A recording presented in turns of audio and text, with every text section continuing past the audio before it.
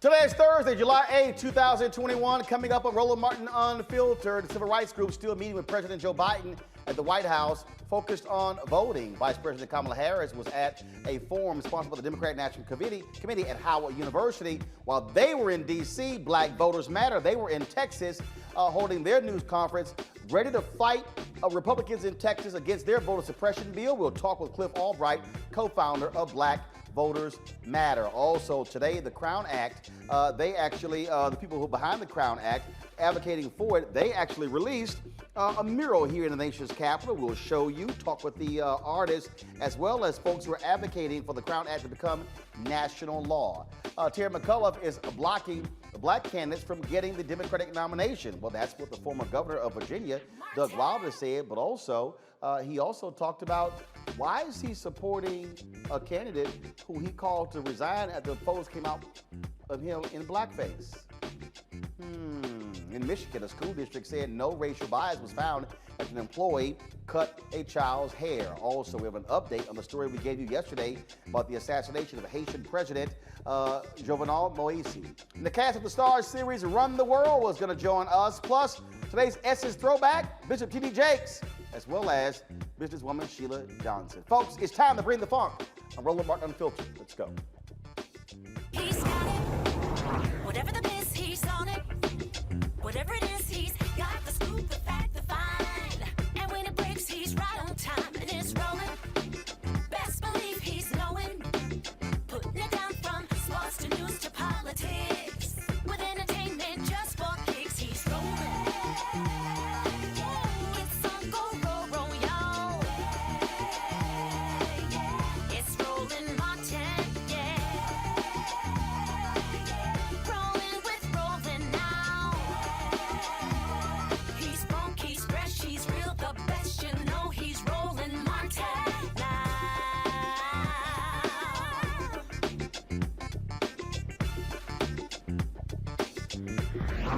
Martin.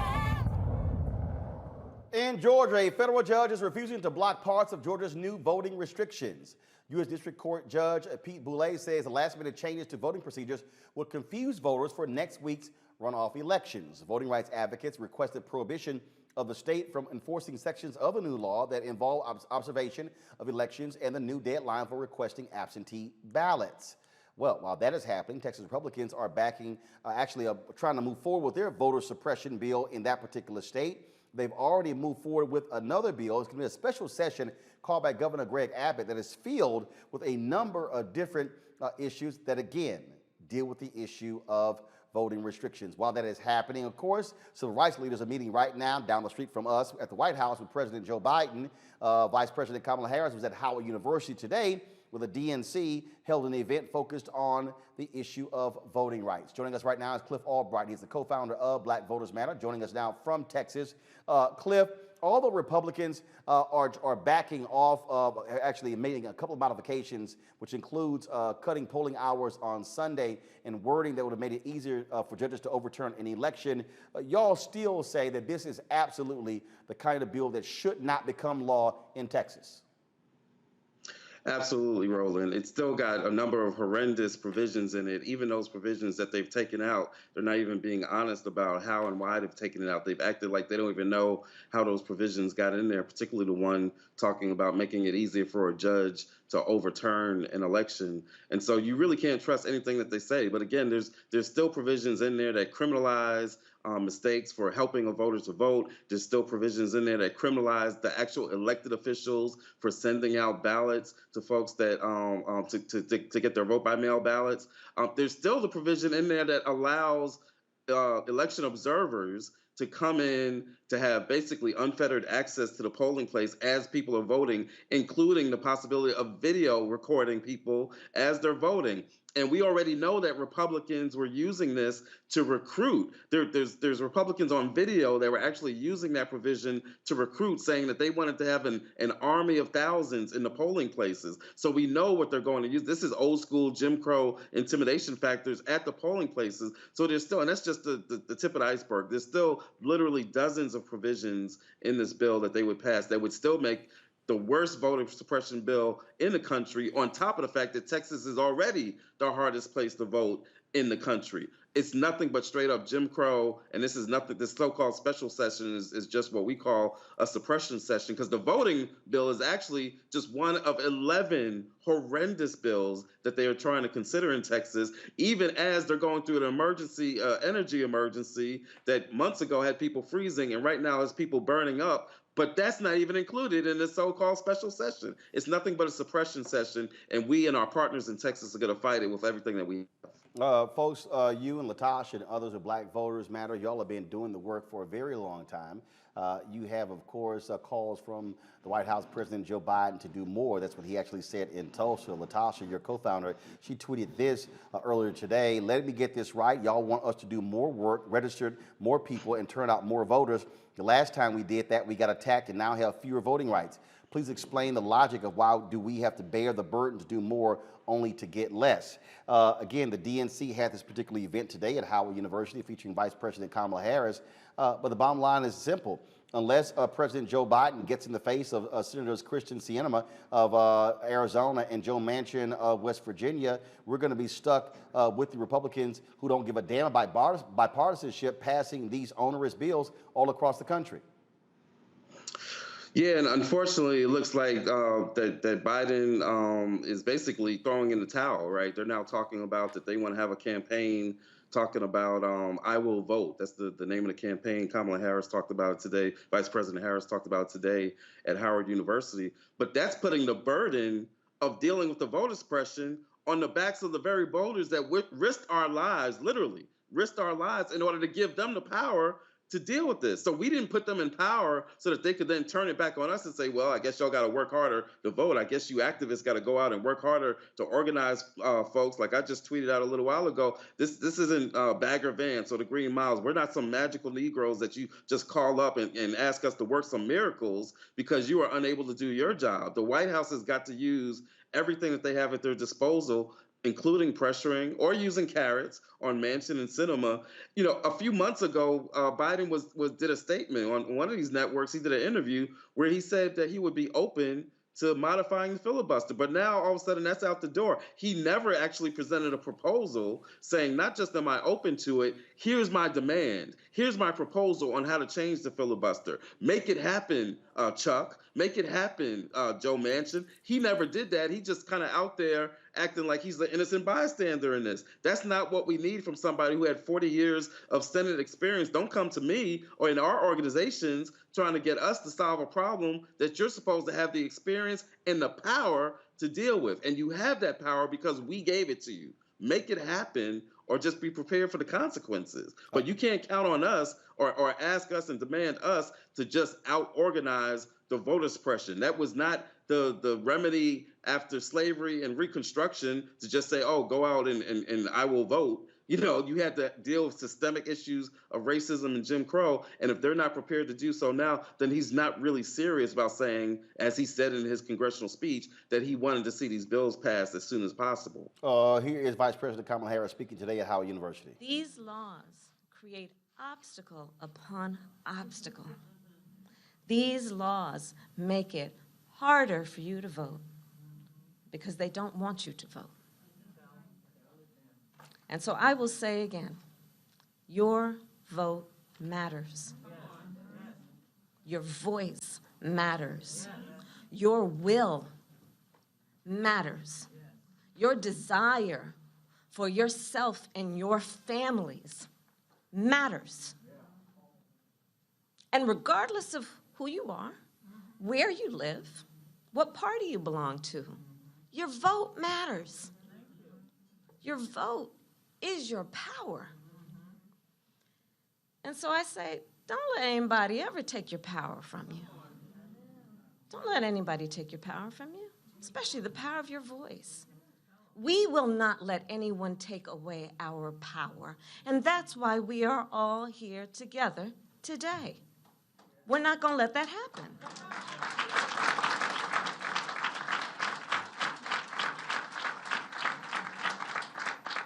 And so we need to fight back. So, Cliff, the question is, what's the fight back part? Right. I mean, I don't need that from the vice president of the United States. Like that's, my auntie or somebody, on the street can say that to, the folks that we're trying to get registered and mobilized, saying, don't let them take your vote from them. We're going to fight this. That's cool for like our organizers on the street or the neighborhood mama who's trying to organize the community. That's not what I need from the vice president. That's not what I need from the president. You've actually got the power to stop them from taking our votes. I don't need a pep talk, and I'm only mentioning Kamala Harris because the clip was of her. But at the end of the day, this falls on Joe Biden. This falls on the president. He's got to use everything that he has at his disposal to make this happen. Or else we just gotta, we may just have to come to a conclusion and just say the quiet part out loud. Maybe he just doesn't really mean it when he says he cares about voting rights and he wants to see these bills passed. You can't say, I want to see the voting rights bills passed as soon as possible, and then put an asterisk at the end of it saying, but I don't want to see it if that means that we need to modify the filibuster or end the filibuster because I'm not that committed. Like that's not the asterisk that was at the end of his sentence in his speech, but that's what they're demonstrating by their actions. We don't need a pep talk from them. We don't even necessarily need the $25 million, which is really literally a drop in the bucket. Like I know that sounds like a lot of money, but in terms of like organizing electoral campaigns across the state in the face of voter suppression, that's not a lot of money. We don't need the pep talk and we don't need the allowance money. We need them to use the power that we gave them to actually block the voter suppression, pass the bills, expand the court if you need to, which they ultimately will, but to use the power that we've given them to actually get things done. The meeting that's going on at the White House right now with President Joe Biden. He's meeting with a number of civil rights groups, National Action Network, National Urban League, National Council of Negro Women. He's also meeting with Leadership Conference on Civil and Human Rights, NAACP. A number of this were y'all. So this is the photo of the folks who are meeting. Were y'all invited? Was Black Voters Matter? I mean, y'all have been on the ground with the direct action. Were y'all invited to today's meeting?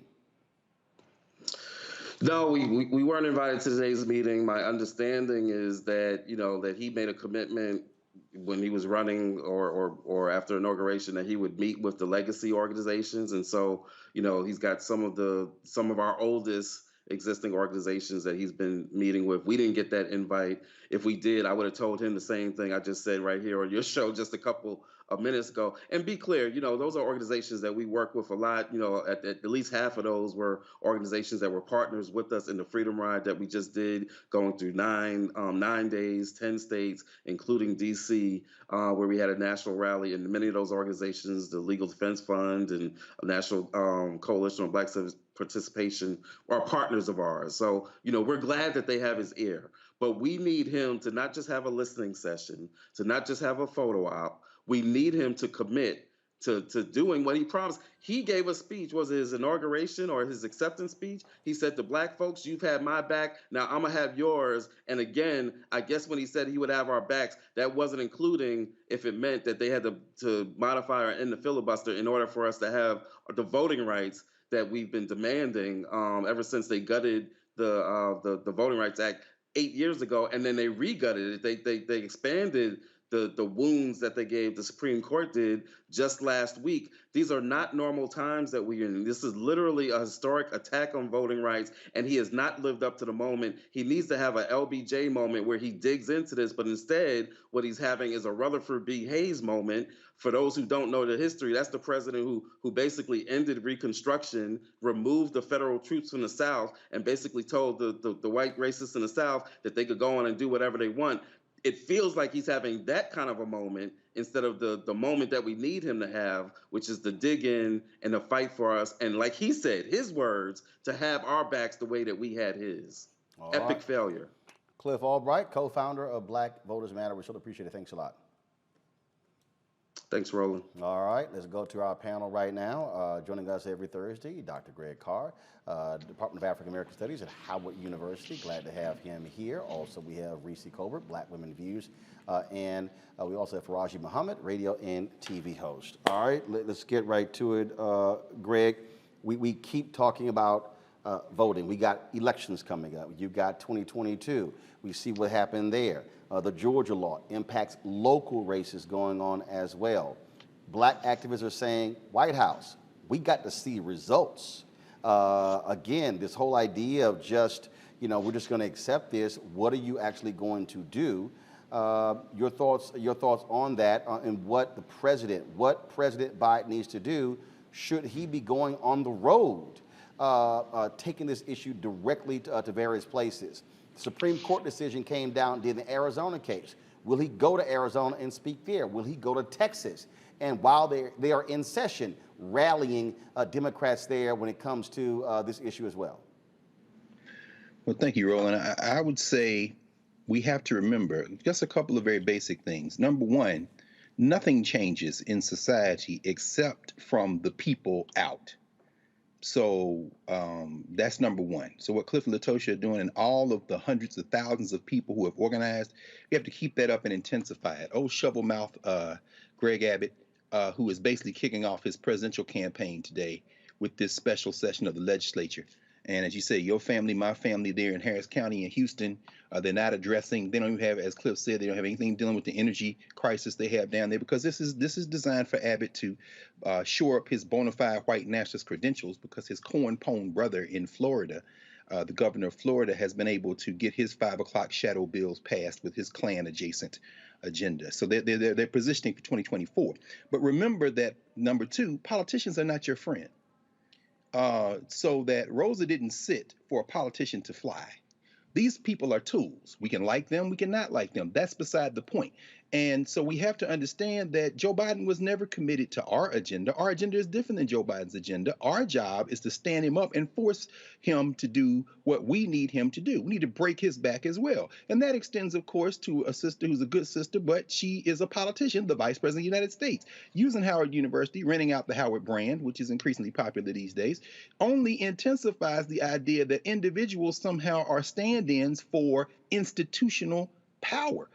We have to continue to organize. Finally, the Georgia case is very interesting, because when you look at the Coalition of Good Governance, a right-wing crew out of Colorado, the thing that they went to court to ask this Trump-appointed judge, district judge in the Georgia district, J.P. Boulay, to stop, are actually things that would make it even worse. They want to take pictures of your ballot while you're voting. They want to get up close on those people to see how they're voting, all this kind of thing. The judge said it's too close to the election to overturn.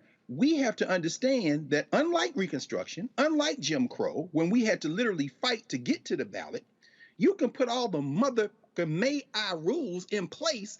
We need to follow all those rules while they're in place, overflow the ballot box. We need to continue to put pressure on politicians. And then when the politicians get in, we need to tell them, hey, we like you personally. After this, we'll have drinks. But right now, I'm going to break your political back. We have to be smarter than to treat politics as if we're watching an episode of The Real Housewives or House Husbands or something or other.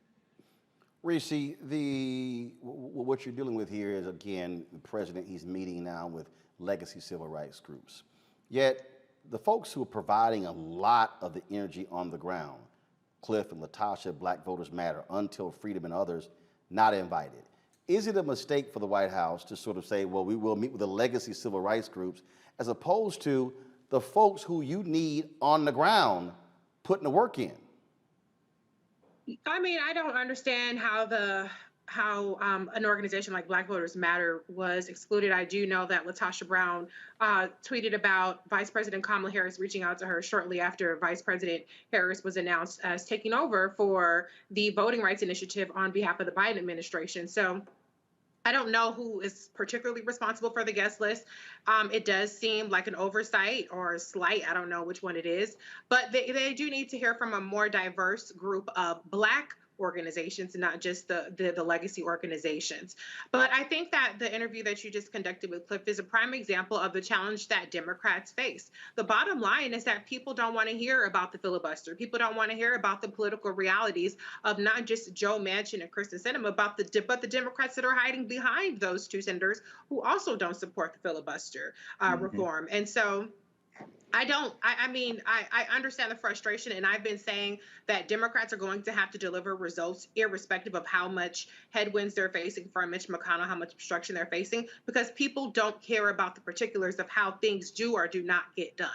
But with that being said, I do think it's important what they are doing right now. As Cliff said, $25 million, a drop in the bucket.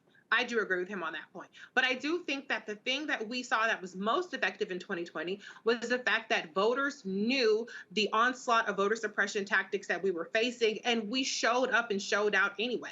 Voter education is a very critical part of our civic engagement. People don't even understand that the Congress is a co-equal branch of government to the White House, which is a co-equal branch of government to the judiciary. There are basic civics understandings that people lack. People need to know all the rules, as Dr. Carr just said, and know how to follow them. And so that is a key component that has to be addressed. You can put in a Place for the People Act that's not retroactive. It doesn't. It may not even get past the John Roberts, Gorsuch, Comey Barrett court at this point, in Kavanaugh court. It's stacked. And so you cannot just only tell, do something in the Senate. You have to have an all of the above approach. And I think that that's what the White House is signaling there. I don't think that they're signaling that they're throwing in the towel. I think they're signaling that we need a multi-year long voter education effort, which I wholeheartedly agree with. I'm sick of them trying to crash a whole bunch of things into the last 2 months of an election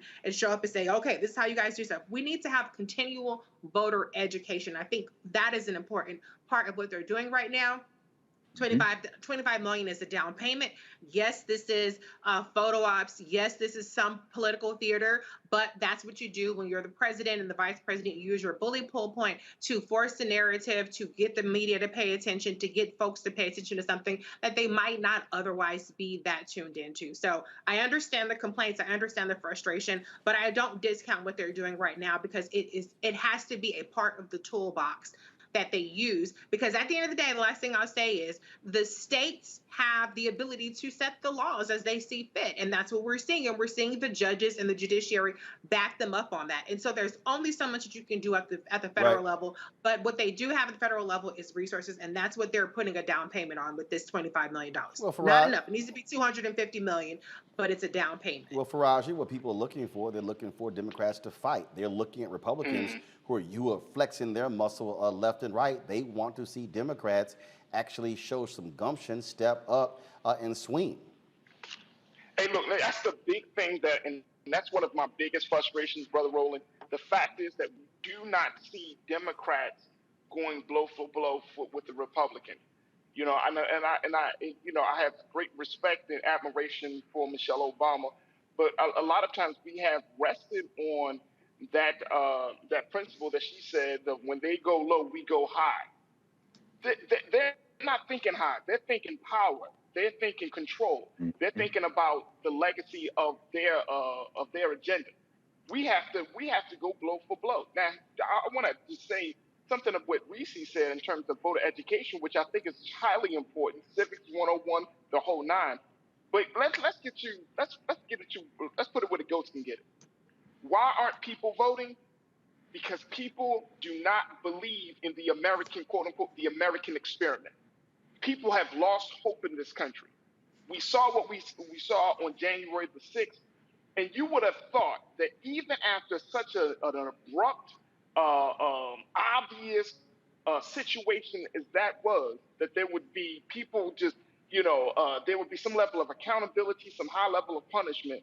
We all would say, well, if they were black, it would have been happened different. And look at what happened. Very little accountability, very little punishment.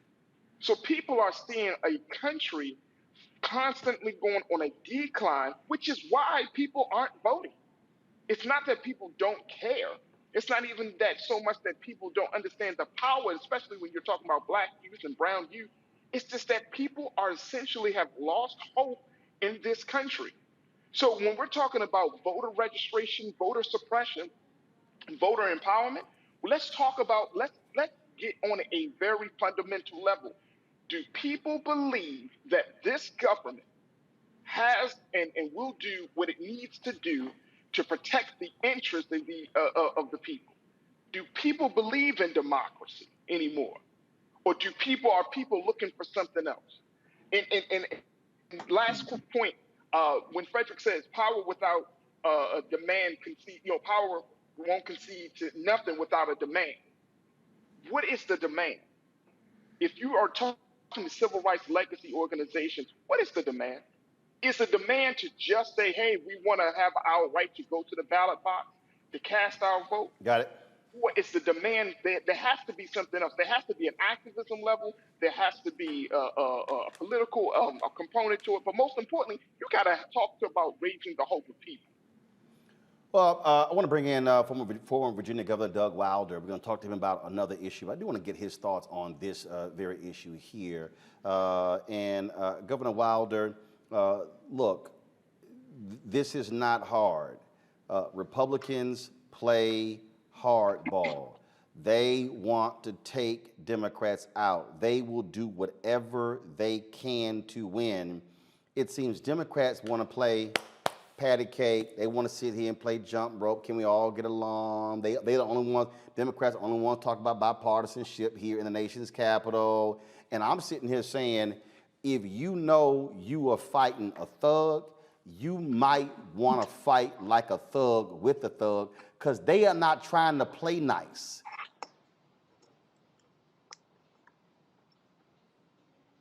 Governor, can you hear me? Yes, I can hear you. I want to get your thoughts on what You would didn't ask me any questions. No, well, I want you to respond to that. I mean, what would you tell President Biden that he needs to do, and what would you tell Democratic leaders, Nancy Pelosi and Chuck Schumer, in terms of how they should be responding with a sense of urgency when it comes to voting rights and the assault on voting rights in this country? Well, first of all, it's good to talk with you again, Roland, but I've listened to some of the commentary that has been going on before. You don't have to tell somebody that you have their number when you have it. In other words, if you cannot be but for me, then I shouldn't have to argue with you or fuss with you about anything. If your record shows you've done nothing for me, then why should I look for it?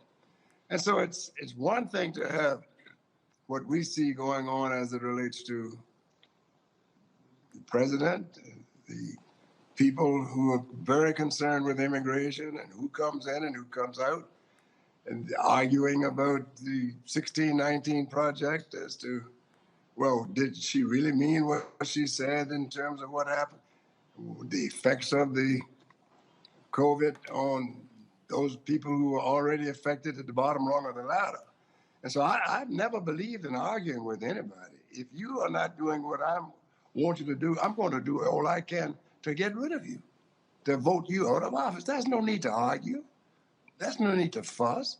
Now, the next guy might be just as bad. Vote him out. And so don't think these people are not made aware. They know who they're dealing with. They know what they're dealing with. Just look what the current governor of Virginia is doing with reference to blackface. He withdrew the apology, didn't he? Oh, no, he apologized. Oh, did he?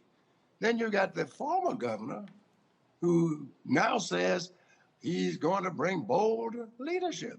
Well, in bringing that bold leadership, is he saying what we have now is not? And then the first person he kicked out of the box was Justin Fairfax, the lieutenant governor, because McCall says he had credible evidence. Has he produced that evidence? No. He chose to run against and oppose people of color, 2 black women. And to that extent, he's running with the same man who was in blackface, Mark Herring. And so when that's taking place right here, 100 miles from the nation's capital, where are the voices speaking out against that, Roland? Have you heard them? Have not heard it, and for folks to understand what the governor is speaking of, when the Mark Herring, first of all, when the blackface controversy came out involving Governor Ralph Northam, there were calls for him to resign. The call came from McAuliffe, the first person. Right, Governor Terry McAuliffe. Then, of course, when it appeared as if on a Sunday that he was going to be stepping down, all of a sudden a story came out alleging sexual harassment or sexual assault against Lieutenant Governor Justin Fairfax. Then, literally within minutes, I'm talking about within 2 or 3 minutes of that story dropping, Governor Terry McAuliffe calls for the resignation of Justin Fairfax. What then happens? Then they find out there was a blackface controversy involving the Attorney General, Mark Herring. Well, who had called for Northam's resignation himself. right. So what then happens is, when that then happens, now Democrats in Virginia are like, well, wait a minute, okay? You got blackface for the governor, you got sexual assault allegation against the lieutenant governor, blackface with Attorney General. Nothing actually happened there, but here is what's interesting. McAuliffe runs again for governor. You can only serve one term as governor in Virginia per the Constitution. Runs against Fairfax and several other candidates, including several other African Americans, critical of Fairfax. Yet now, to Governor Wilder's point, he's now rescinded his call for Herring to resign and is endorsing Herring as Attorney General. I'm sorry, I'm confused. I'm not. And that's what I wanted to get to. And I think your people on your show who preceded me in this instance need to not look too far in terms of blaming where the blame is. The blame is with leaders. Now, are you a leader because you get elected to office? No. You are elected to an office of leadership, but you have to make that difference. And where are those voices now raising what you just discussed? As far as I can see, Roland, I have not heard those voices. To the contrary, we've had black leaders saying that the black women that were running for governor should wait for the appropriate time for them to run. So this is not the time, they were saying, for them to run. And they had far more experience than Terry McAuliffe ever had, who never held an elected office when he ran. So my sound off on this is this. Nothing has changed from 1619, nothing has changed from 1607. We have never really addressed the root causes, the real causes, the separations, divided into the extent of dealing with what? Money. And when you're talking about where the dollars are spent, how they are spent, and yet, let's get to this last point that I want to make. Terry McAuliffe has no chance of winning unless there is strong turnout in what? The black community. Can't win without it. But does he worry about it? No. Why? Because obviously he takes it for granted. The primary is over. Why did you wait? Why not say this before the primary? Why not publicly force Terry McAuliffe to address this issue, force Herring in Northern to address this issue before the primary? Well, because I wasn't running. You had black people running. Why didn't they do it? Where are their voices now? You ask why I didn't do it before the primary? No, I wasn't running. But I'm doing it now. And where are their voices before or after the primary? Have you heard a single word from one of them or one of those leaders? So what it sounds to me like what you have is you got folks who don't want to tick off who they think might be the future governor again. What do they lose? What do they lose? Right, and not holding them accountable. So yeah. I have a post out, as you know, because you read it, Wilder Visions. I stated it all out. I haven't just started being critical. Mm-hmm. I've stopped any numbers of things from taking place. And I get people who call me from all over the country, letters from all over the world saying, thank God somebody is calling it like it is. And let me say this to you, Roland. These calls are coming not just from black people, mostly white people who are saying Virginia deserves better than this reputation. If it's bad when it was somebody else involved, it's bad now. Blackface has never been good. With Eddie Cantor, with Al Jolson, and anybody else, blackface is blackface, and it means just that.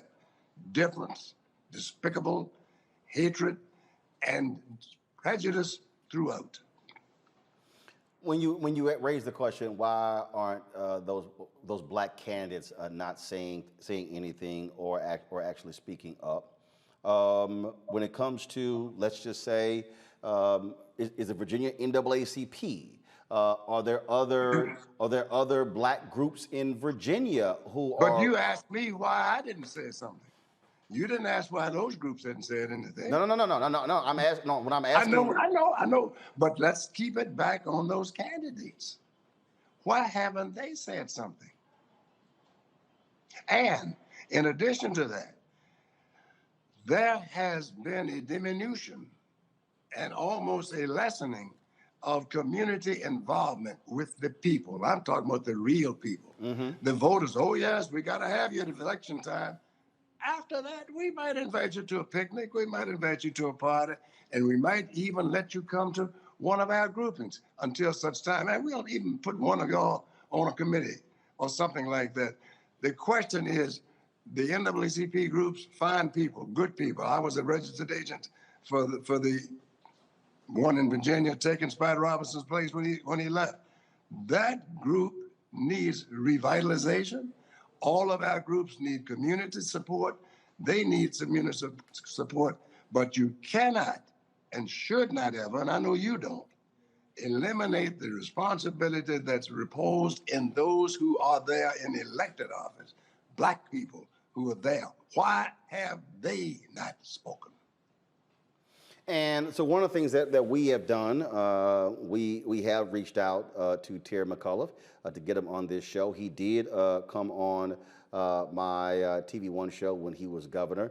I used to, I couldn't find, actually I used to have his phone number, but then I got a number that got lost, and trust me, I'll be tracking it down, because the questions deserve answers.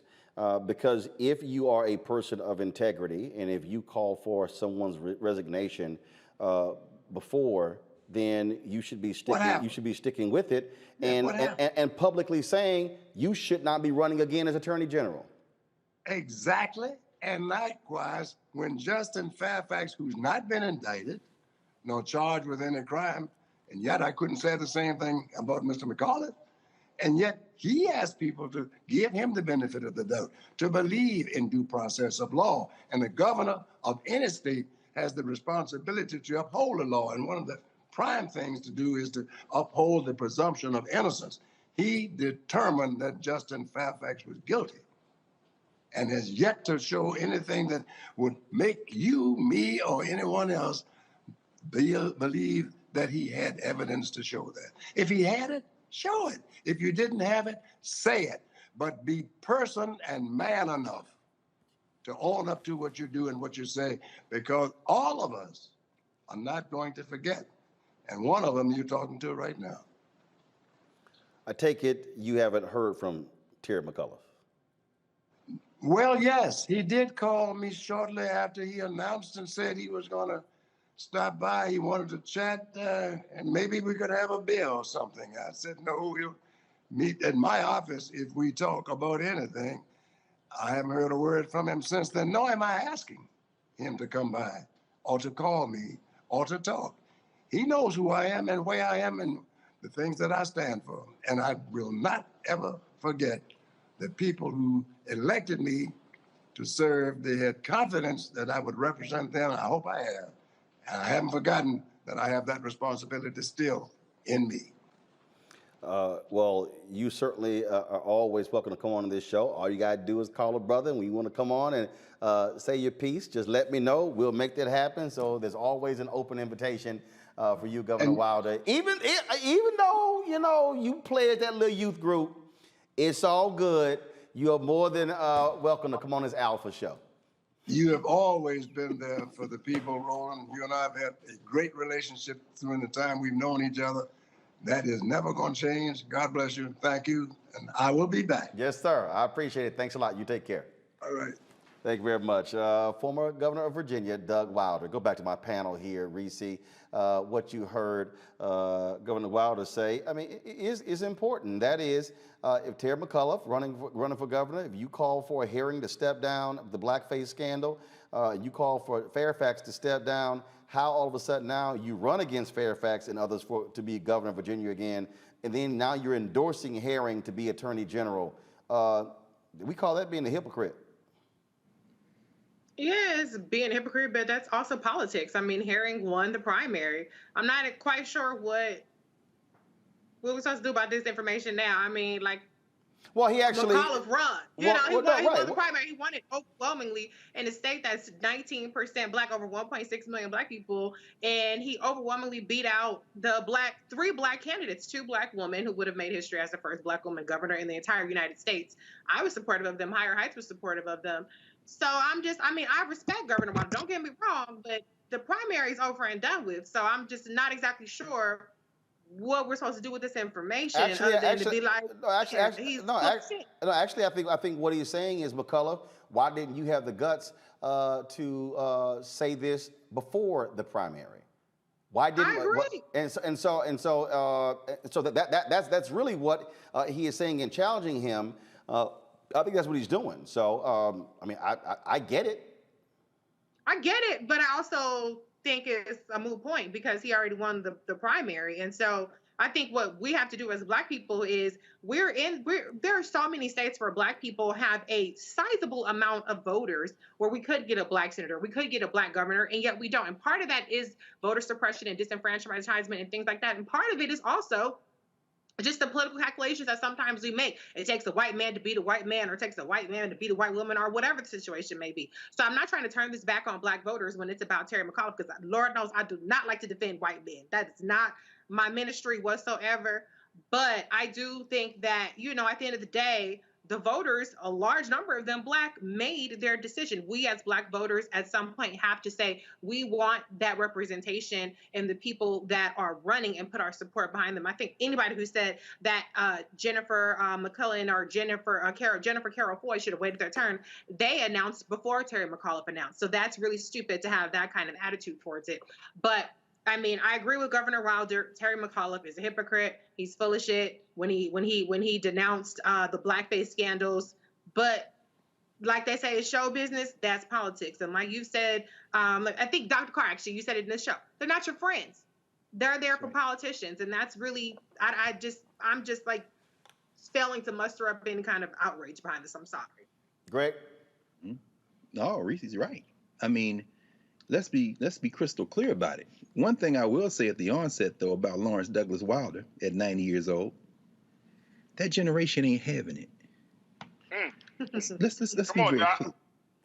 So you got to understand, when you get close to the end, you look back and say, you Negroes about to pay the same dues. You know how you slip that in there? I want y'all to understand, there's a name, he name checked somebody that went right by probably most of our ears. He said, I took over NAACP. I was arrested for them. I took over for Spotswood Robinson. Y'all go look up Spotswood Robinson. Everybody talking about Thurgood Marshall. Y'all go look up Spotswood Robinson. I'm going to leave that there. But my point is this. So that's number one. Number two, Reese just said it. Politicians not our friend. Look, Terry Slick Oil McAuliffe with the Clintons. We're going to talk about Haiti in a minute. We could tie McAuliffe to that too. Terry McAuliffe ain't never been nobody's friend. This is what Terry McAuliffe did. He decided, I'm going to win the governorship the day I'm going to go after Ralph Northam. And by the way, Ralph Northam, 2025, wait for it. I am after Northern threw Justin Fairfax under the bus to save his ass, and that was his white boy cabal. They got up in there in Richmond late in the night and said, how we gonna survive this blackface? Let's throw this out. Check out what Governor Wilder said. And look, in Massachusetts, California, I want you all in North Carolina, please investigate this. They baked Justin, and then they made a deal. Come on now. This is all that's going on. And guess who else got threw under the bus immediately with the two sisters, with Foy and McClellan? Meaning what? Ralph Northern is a racist. Did you hear what the governor said? He said, oh, I apologize. He said, really? Did you hear that? And you know what he just did? He just trolled brilliantly, because you know how old black people do it. He just trolled everybody. They may invite you. They had a little picnic. They may even put you on a committee. That was to the whole Congressional Black Caucus. That was to the Vice President of the United States. That's for all you Negroes that make T-shirts out of politicians and wear them around like they somehow kind of damn freedom fighters. And that's from a man who was the governor of Virginia, then the mayor of his hometown, Richmond, who's sitting at 90 years old and said, I give no Fs, I have no chill, and McAuliffe may have won the primary, but you about to mess around and lose the governorship because you've got that percentage, Reese just said, almost a fifth people in Virginia black, and they know who you are. They might stay at home. And at that point, you got the straight clan running the government.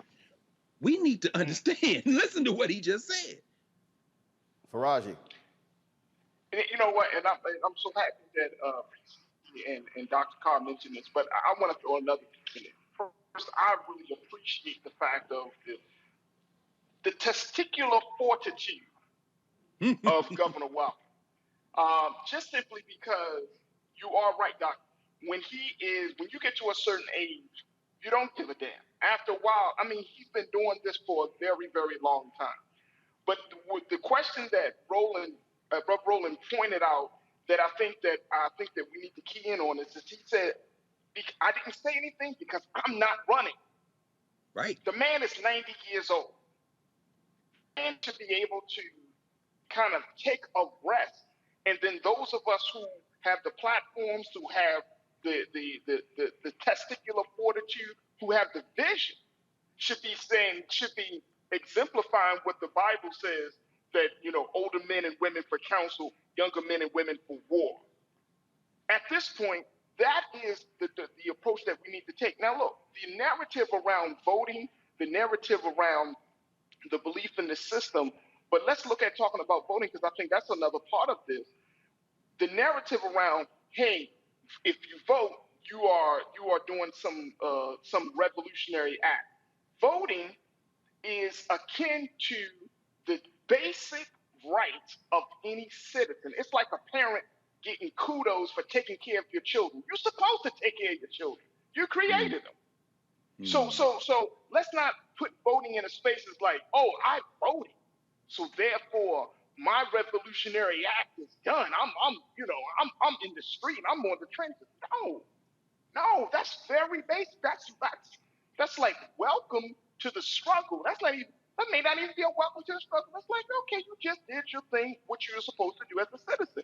At this point, we have to look at where is the state, and this is what I think the governor speaks to, and I think this is very important. What is the state of black leadership in this country where we don't have the balls to call out injustice? What is the state of black leadership in this country where we keep asking for crumbs when we're sitting directly at the table? We always talk about we just need a seat at the table, let's seat at the table. What the hell is on the plate if we at the table? What are we really asking for? Because you got another generation that you're going to just pass on mediocrity, pass on this kind of go along to get along mentality, and at the end of the day, what? So my children is left with carrying the burden of a 50 years with all of this intelligence, with all of the brilliance in the black community.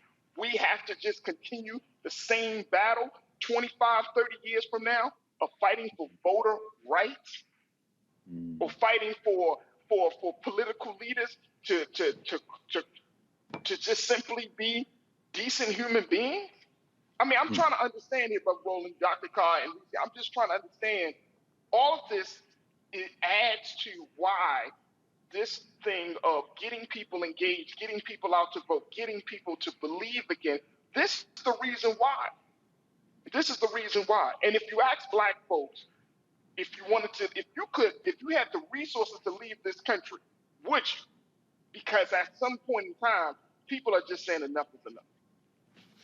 All right, folks, let's stay in Virginia, where a statue of one of America's greatest racists, Harry F. Byrd, a former governor, U.S. senator, and staunch segregationist, has been removed from Capitol Square. This is the video right here, where the statue, which was erected in 1976, was removed earlier yesterday off its pedestal and taken away on a flatbed truck. The statue will remain in storage until lawmakers determine its final disposition. Lawmakers voted to remove the statue earlier this year. Again, we talk about what happens when you take over. Republicans controlled the legislative body there in Virginia for a very long time. Now they don't have that power. Democrats are controlling, so those racist monuments are being removed and taken away. Good. All right, y'all. Got to go to break. We'll be back on Roland Martin Unfiltered. I believe that people our age have lost the ability to focus the discipline on the art of organizing. The challenges, there's so many of them and they're complex, and we need to be moving to address them. But I'm able to say, watch out, Tiffany. I know this road. That is so freaking dope.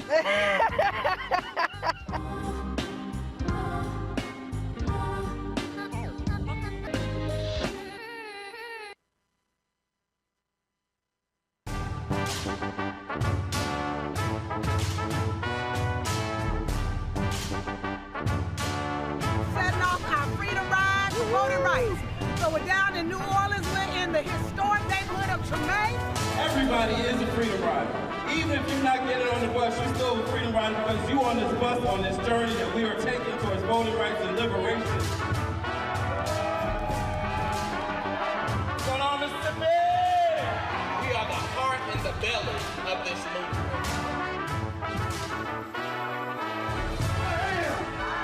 A freedom rider.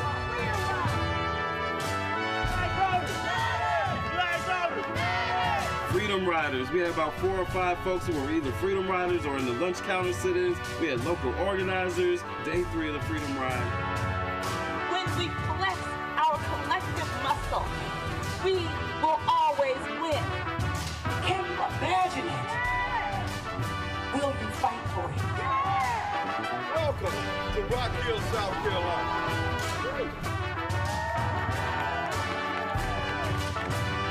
Some may run, others may crawl, but we're all trying to go in the same direction.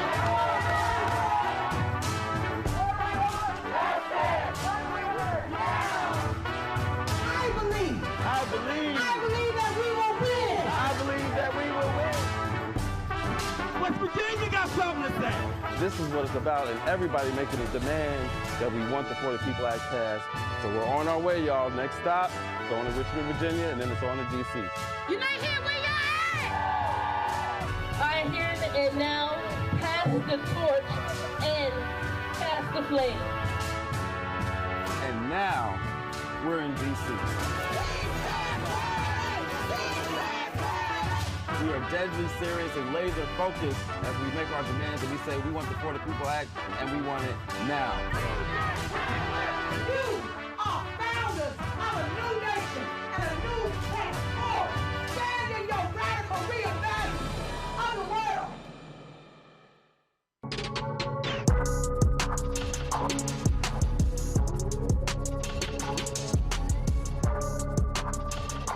Anybody and everybody here at Essence Music Festival, and although he is a bishop, passes all over the world, you do not miss a party.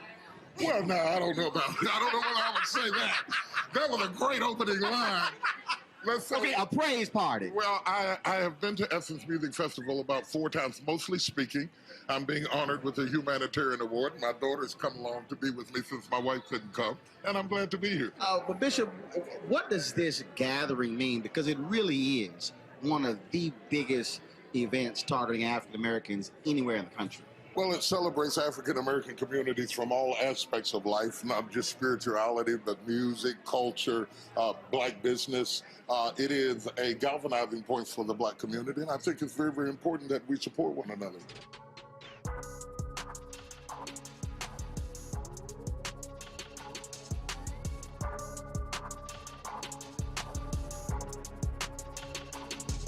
Don't forget, you want to check out the 2021 Virtual Essence Festival. Go to essencestudios.com, essence.com. And so we certainly appreciate Coca-Cola partnering with us in all of that. No, Bishop Jakes Foley, you know he ain't afraid of no party. I mean, he ain't got to be all holy. He ain't nothing wrong.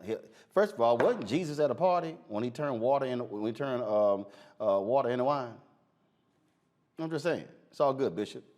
All right, y'all, an update out of Haiti. 7 people suspected of killing the nation's president are dead, and 6 are in police custody. 2 are believed to be Haitian Americans. According to a senior Haitian official, one of the men was possibly a former bodyguard at the Canadian Embassy in Port-au-Prince. Folks, President Jovenel Moïse and his wife were ambushed at their home early Wednesday morning. The suspects are described as highly trained professional killers. The arrest took place in an upscale neighborhood outside Port-au-Prince. Folks, since the assassination of Moise, the country has been in a state of unrest. Gunshots can be heard across Port-au-Prince. The First Lady was flown, First Lady Martine was flown, she was injured in the shooting, was flown overnight to Florida, to Fort Lauderdale Hospital, where she's in critical but stable condition. Interim Prime Minister Claude Joseph is calling for the United Nations to hold a Security Council meeting and for the international community to launch an investigation into the assassination. Greg, you shared some thoughts about the turmoil going on in Haiti online. Want to share that with us? Oh yeah, brother. Yeah, your colleague in the black media, in the media, Karen Hunter and I were talking about it. I mean, let's be very clear. Those talking points that we heard from Claude Joseph were probably typed up in Washington at the American Embassy.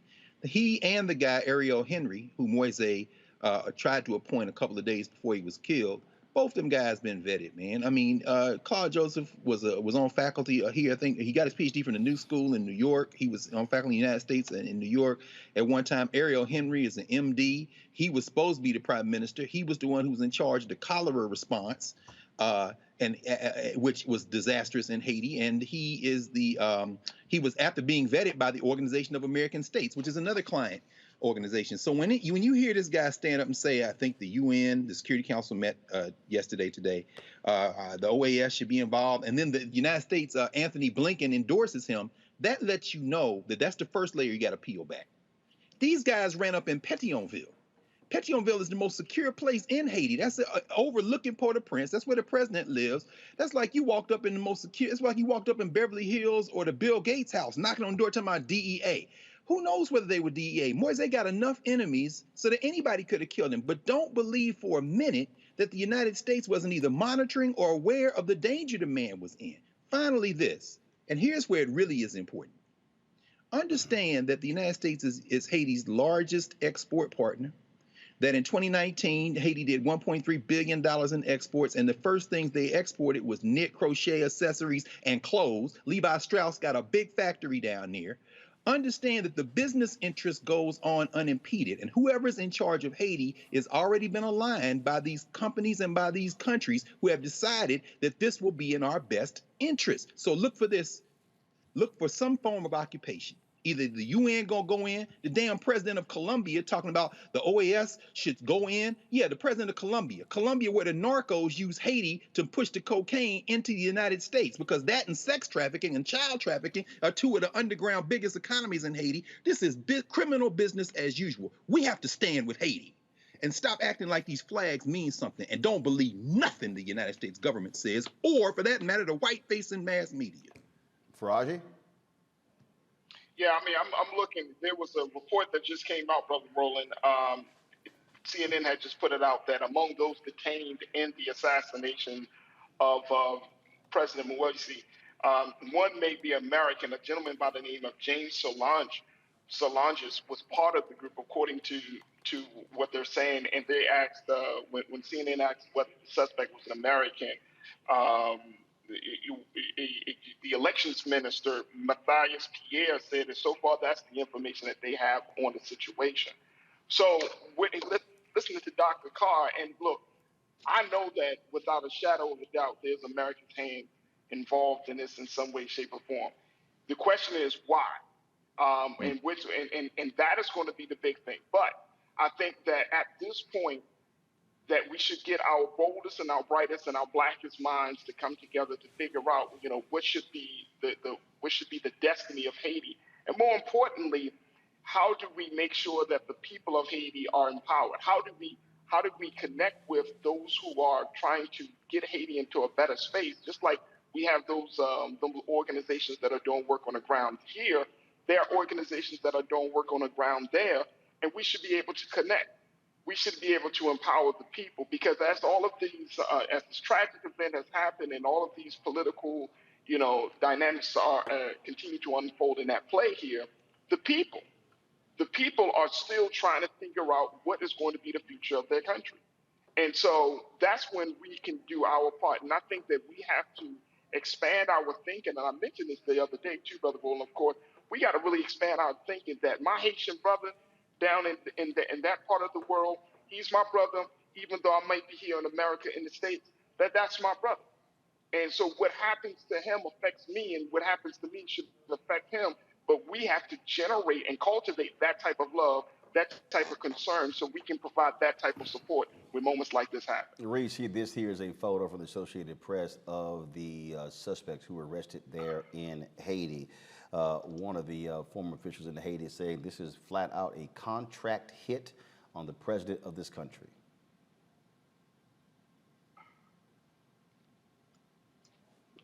Reese? I'm sorry, it broke up a little bit there at the end for me. Yeah. Yeah, I mean, obviously, as Dr. Carr said, something had to have broken down significantly for anybody to get access to the Haitian president in order to pull off an execution and unfortunately even injuring the first lady. But I'll be honest, I'm not well versed enough in the history, the very complex history of Haiti. I completely defer to Dr. Carr and Faraji on this. Dr. Carr, I did get a chance to check out your interview with Karen Hunter. I thought it was amazing. So I'm not gonna sit up there and talk out my asshole and just say something because I'm on the panel. So I'm just gonna go ahead and defer to those who are more well versed on this, because I'm not a very conspiratorial person by nature, and so I'd rather those who are more versed on this do the speaking than me. Well, y'all know on this show we are huge fans of Gerald Horne. Last he was on, Gerald's got about 35 some odd books. He's got a new book out on boxing, and we're going to show you that interview very soon. But I do want you to know that there's a great book that he has out called Confronting Black Jacobins, the United States, the Haitian Revolution, and the Origins of the Dominican Republic. This is the book here. Y'all go ahead and zoom in. And so while you're zooming in, y'all already know Greg got a copy of the book, so he can go ahead Greg can go ahead and give us the book review. Greg can go ahead and give us the book review. So if y'all want to have an understanding of Haiti, you got to go back to how it all began. See, I told you. Go ahead and show it again. Come on, Doc. Come on, bring it out. Look, these books right here, all those books on that shelf, that's Gerald. That's just Gerald. So you're right. All those books, that's just Gerald. That's right. So Greg, just go ahead and give us a book synopsis of Horne's book on Haiti. Let's just look in a thumbnail, and we can keep this very short. That island of Hispaniola, the one Columbus visited, Spain had, then France tried to take it from.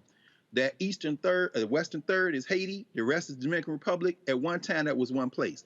The Haitian Revolution, the Haitians the Africans there tried to free the whole island. And for a minute, they had it. There shouldn't be a Haiti in the Dominican Republic. What Gerald is tracing is that Haiti, to the point that Faraji raised, Haiti is still paying today for what it did in the 1700s and 1800s to overthrow what happened to them. And so what we're seeing today is a series of stooge governments that are propped up by external interests, finance capital, the global north. And what Gerald traces in that book and in another book he wrote called Cold War in the Hot Zone on the Dominican Republic is that a lot of the tensions, that's why I say you can't trust the white press. When they start talking about Haiti is the poorest country in the hemisphere, why? It's poor because you set it up to extract value. And once those Africans revolted, you surrounded them and said, you will never get out of this. And every time they've tried to come out of it, you've either assassinated, the last presidential assassination in Haiti was 1915. And what happened? The United States sent the Marines in and occupied Haiti for 19 years. That's why I say you look for the past for what they're about to do next. They are going to come in and invade. When Aristide came out of the slums to Port-au-Prince with Lavalier and them, they disqualified them from elections so that he could never come back after they had not one, but two coups to put him out. The first one, shout out to Terry McAuliffe, was under the Clinton administration, who then go in with the Clinton Global Initiative and they criminal enterprise so they can racketeer off of what happened. So they disqualified that party in the last two elections, which is what have brought an entertainer, Sweet Mickey Martelly, as the damn president of Haiti. And then after him, this guy who they called the Banana Man because he was a businessman and the corruption was running so thick that they couldn't even control it. This guy who then gets assassinated in a hit that somebody knew about, because at the end of the day, as Gerald begins in that book to trace, Haiti has been all about the thing that brought us here and having this conversation in English: profit. We were never meant to be full human beings in this criminal corporation called settler colonialism. And until we understand that, I should say one other thing, because Faraj, you brought this up, brother. I know I won't go too long. But the reason that picture was taken with those guys who were in the hit, the reason they burned those cars that they drove in, the reason they delivered the other ones to that Haitian police force, which is a whole work of art in itself in terms of problems, is because through it all, the people of Haiti have said, you can prop up governments, you can neglect the ones we want to vote and put in office, but we will never stop fighting for a better society. So while they writing in the paper that there's no government in Haiti, the fact that they delivered those cats, those were the dudes on the street like, we don't even know, we don't even like this president, but guess what? You killed the president, y'all did it, snatch them, put them there. What's the next? You will never defeat Haiti. And if we were smart, we would understand that we have to stand with Haiti because the fight they're fighting is the same fight in a different way that we're fighting against that shovel-mouthed Greg Abbott of Florida, against that disheveled governor, shovel-mouthed governor of Texas, that disheveled governor of Florida. We are fighting the same fight. These people never wanted us to be anything other than the help. And the minute we moved, they moved against us. You better wise up. The Haitians are us and we are the Haitians. So I told y'all Greg can go ahead and do that book review. My bad. In the absence of Gerald Horn, so couldn't get Gerald on the phone, but that's fine. Greg can just stand in. All right, y'all. Again, the book is confronting. Is it Black Jacobins? Is that it? I think they usually say Jacobins. But since it's French, we don't care. We can say Jacobins, brother. You know, a Texan would say Jacobins. Yeah, Texans say, well, I say Jacobins. I don't know, maybe we'll call it something else, but what the hell? I'm gonna call it Jacobins. The United States, the Haitian Revolution, and the Origins of the Dominican Republic by Gerald Horn. And as I told Gerald, I probably have sold more Gerald Horn books than anybody else by having him on the show. And Gerald did say, he said, yes, because of you, I've sold a lot more books, and so we support that brother. All right, y'all, today, the nation's capital, that was an event that took place celebrating the Crown Act. Crown Act was actually on Saturday. It was the second anniversary.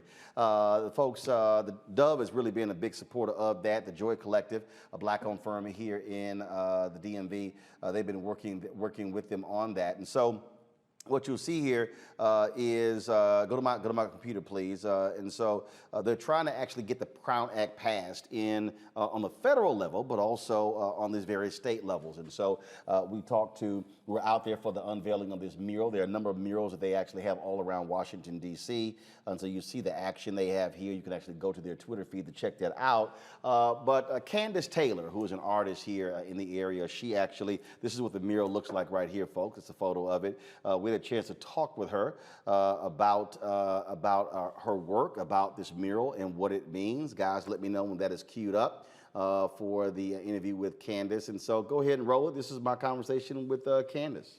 All right, so we want you to explain for us the mural, inspiration behind it. How did you, let me just sort of extend this. That way, when you're talking, I can actually extend it.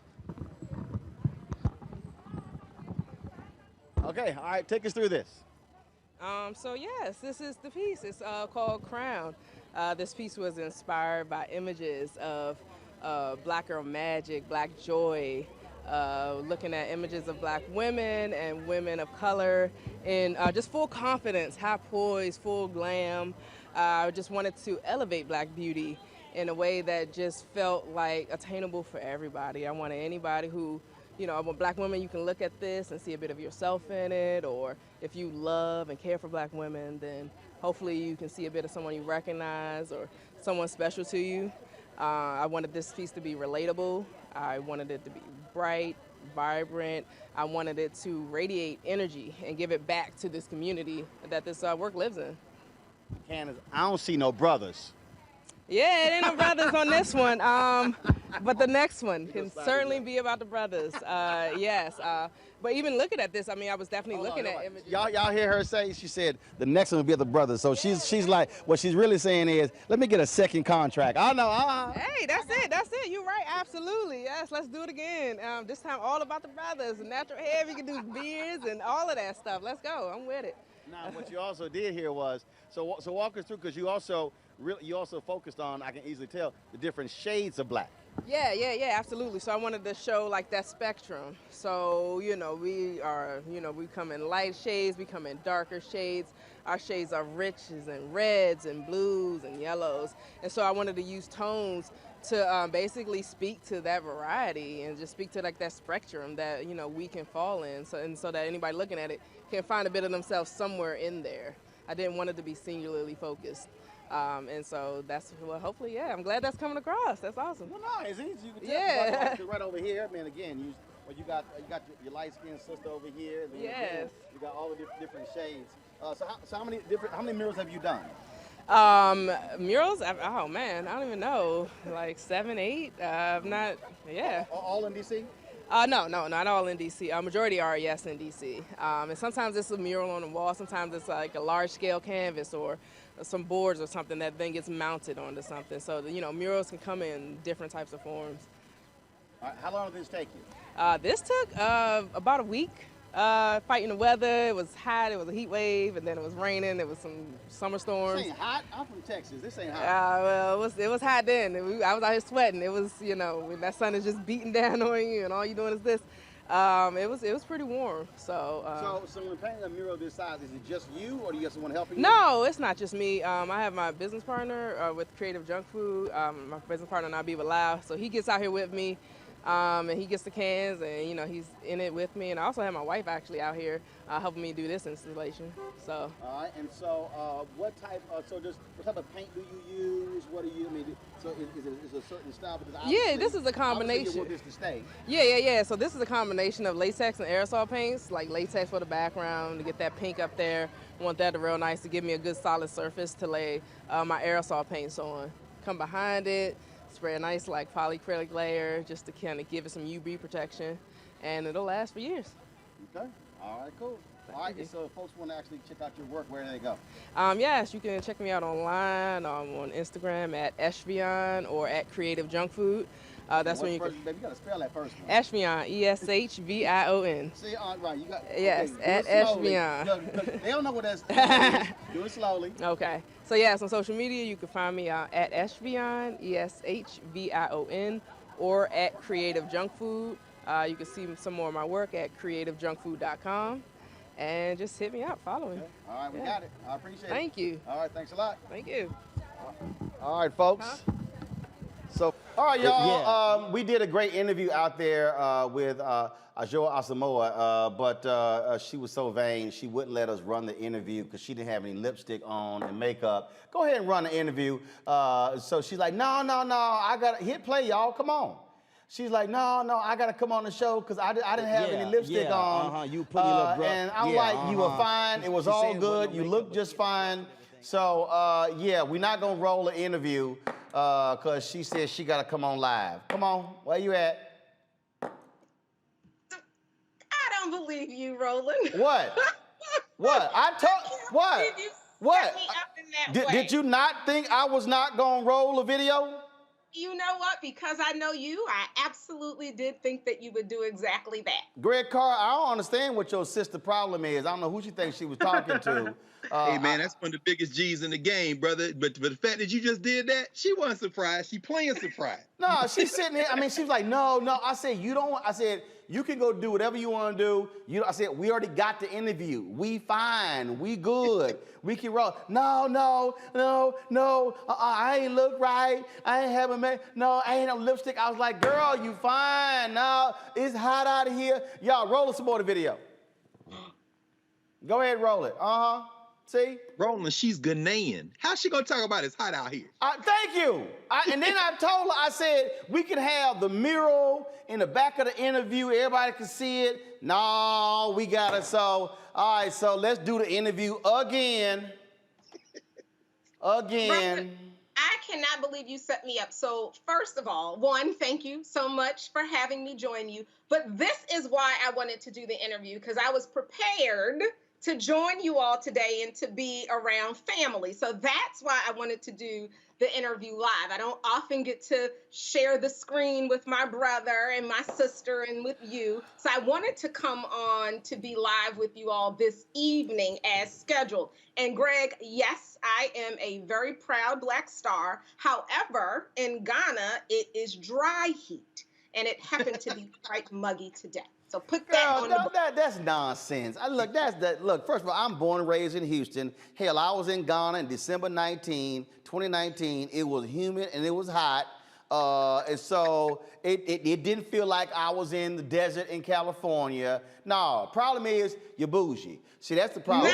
Y'all spend too much time in air-conditioned places, and y'all can't stand the heat. But we ain't even gonna go there. Let's just go on right to the, it's dry heat in Ghana. It wasn't no damn dry heat when I was in Ghana. I was in Ghana in July 2008, and I was there in December 2019, and hell, that was heat.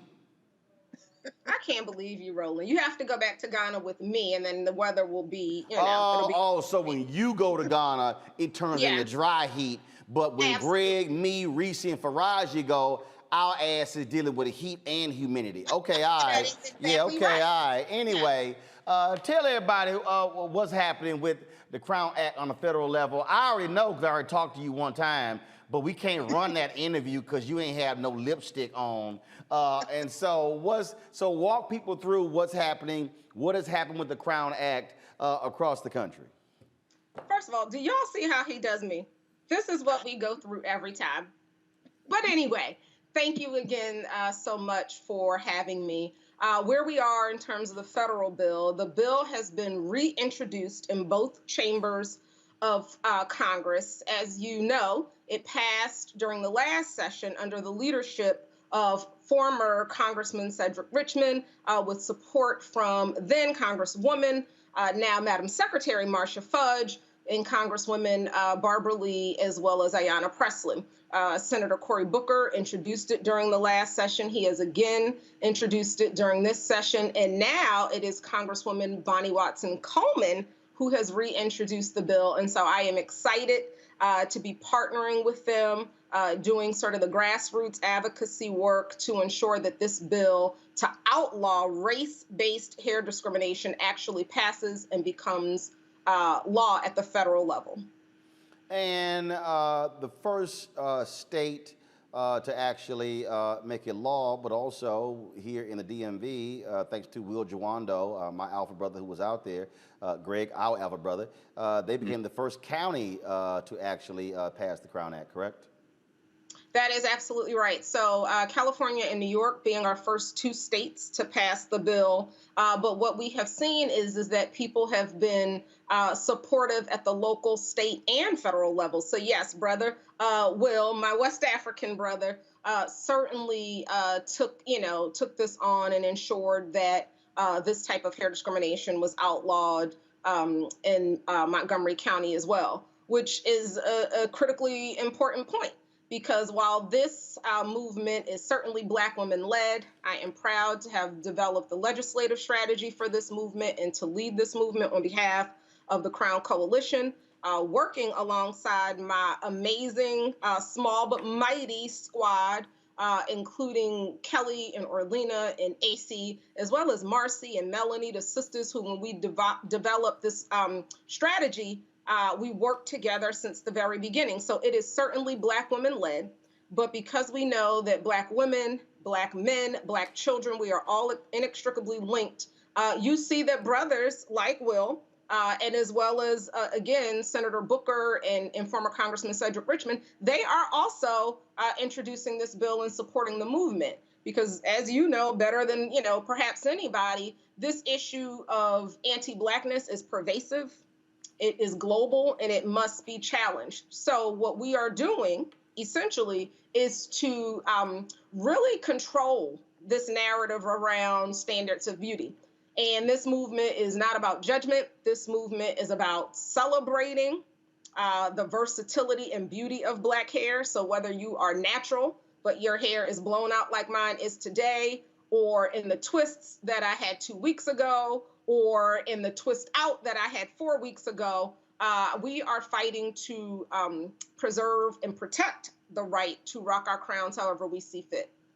And speaking of that, folks, this story out of Michigan where a school employee who cut a biracial girl's hair without her parents' permission and in violation of school policy will keep her job. The Mount Pleasant Public Schools Board said it did not uncover any evidence the incident was motivated by racial bias. They acknowledged that cutting a student's hair on school grounds was a violation of school policy, but the employees had good intentions when cutting the child's hair. We've seen these examples before where you've even had the wrestler who had his hair cut. We have other examples as well. And so there's a constant assault on black hair in this country. That is absolutely right. As I think about the work that I've done, again, at the local, state, and federal levels, I am thinking about a beautiful girl, Faith Finity, sent home literally in tears because she wore beautiful braids that were deemed a violation of school rules. I am thinking about a boy, and I use that language very intentionally because we know words matter. And the adultification of black children is something that we should probably talk about on another show if you ever have me back with my lipstick on. Yeah. We have seen in a boy, now a young man who is in college, but DeAndre Arnold, who testified with me on a panel for the Crown Act in Texas, being told that he could not participate in his graduation ceremony because he wore locks, which for him, given his father's heritage and his heritage, is a display of ethnic pride. And to your point, we were talking about another boy, a student wrestler, Andrew Johnson in New Jersey, who was forced to make a decision no child, nor adult should ever have to make. And that is to decide on the spot with people looking at him and cheering him on to make a decision that no child should ever have to make. And that is to forfeit a match that you earned the right to participate in, or to have your identity attacked and your locks cut. We are seeing this across the country. This is not new. While we certainly have done something historic in terms of advancing this anti-hair discrimination legislation, this issue has been around since we've been here. We can go back to Louisiana where they said, you got to cover your hair. Okay, cool. We'll cover our hair and it'll still be fly, because you cannot do anything to get rid of black beauty. So this movement is really part of a larger movement that really challenges this, these Eurocentric standards of beauty, and that really looks at the African aesthetic and lifting and celebrating that.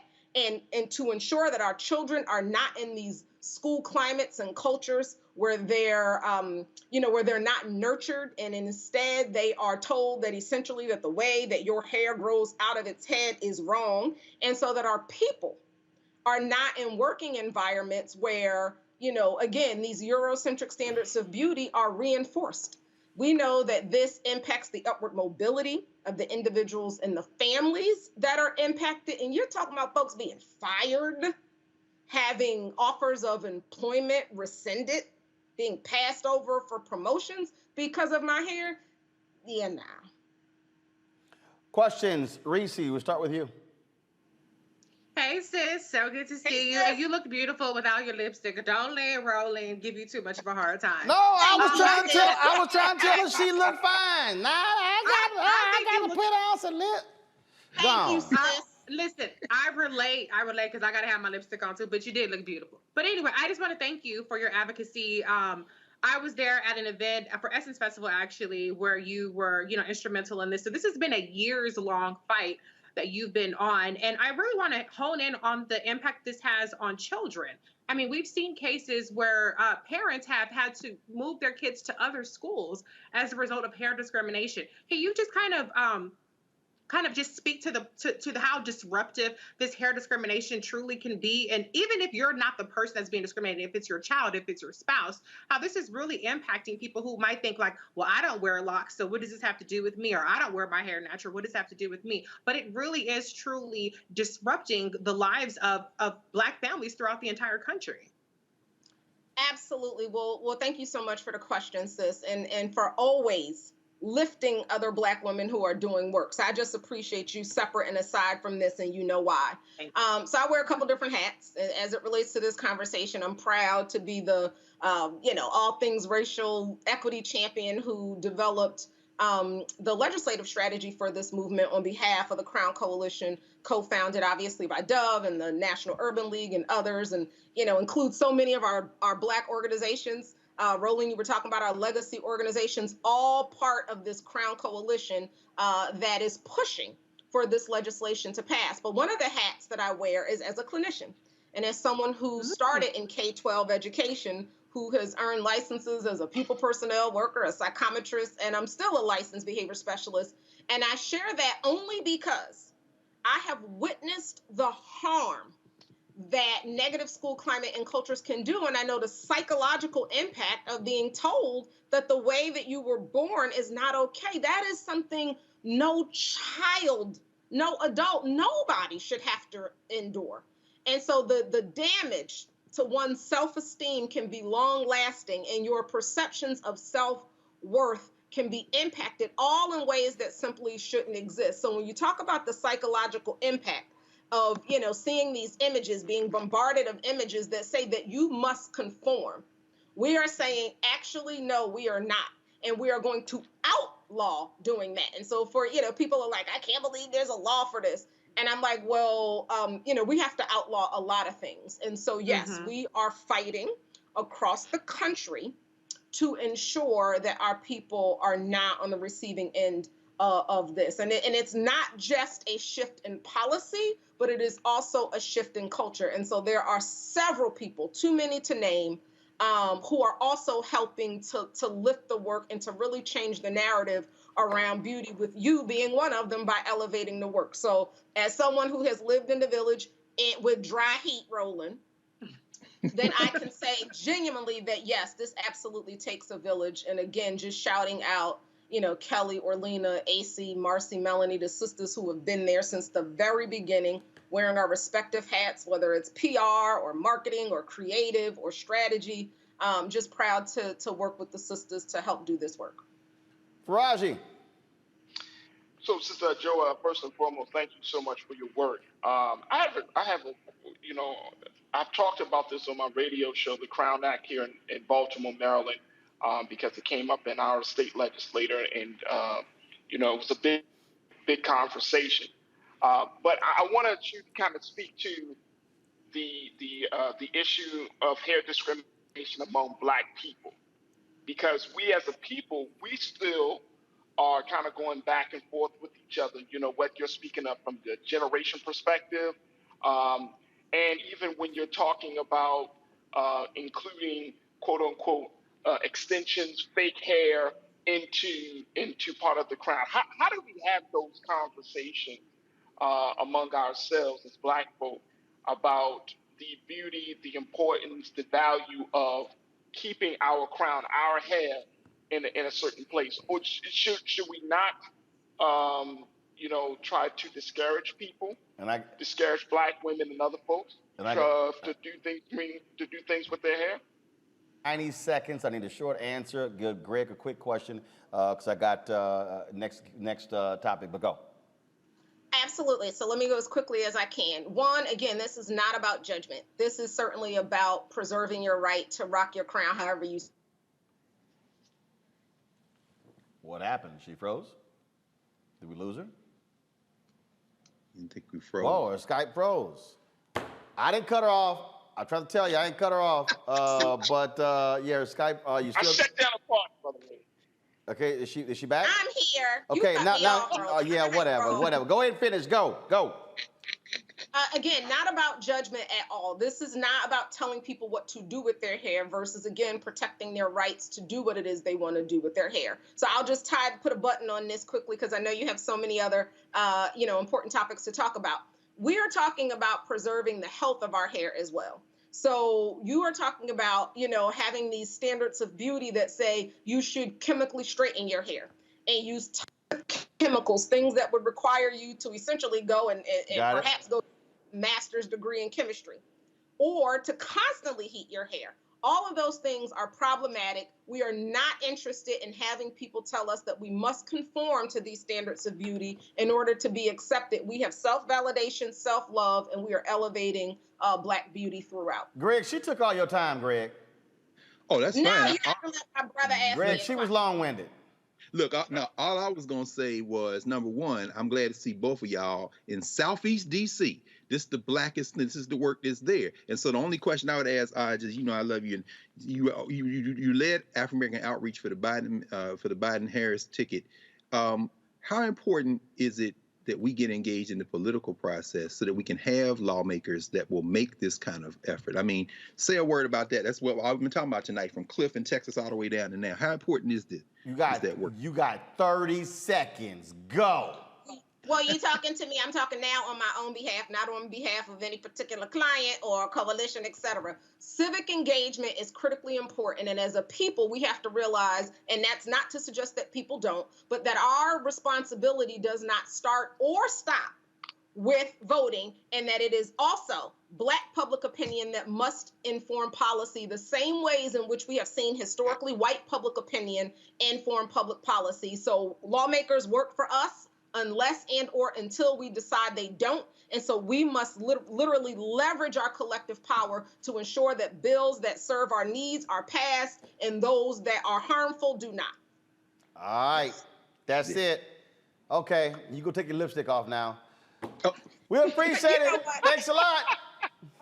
I love you, Roland, anyway. And you know all right, we alphas tolerate you deltas. We tolerate y'all. whatever. Married to one.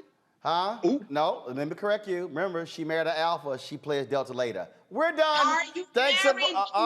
whatever. Thanks a bunch. I appreciate it. All Thank right, you folks. So much for having me, good brother. I appreciate it. Thanks a lot. Good luck with the, again, second anniversary of the Crown Act. All right, y'all. It's a new comedy on Stars about 4 friends who help each other deal with life as it comes. From boyfriends to husbands to careers, these 4 girlfriends not only keep it real with each other, but they are also living life to the fullest. Check out the sneak peek of Run the World. Am I in a state? Like right now or generally? I mean, are Black women in a state? Well, I'm trying to be in a state of relaxation, and you're killing my vibe. At this point, we've known each other longer than we've not known each other. Another round? Yeah, I'm gonna need to take that in stages.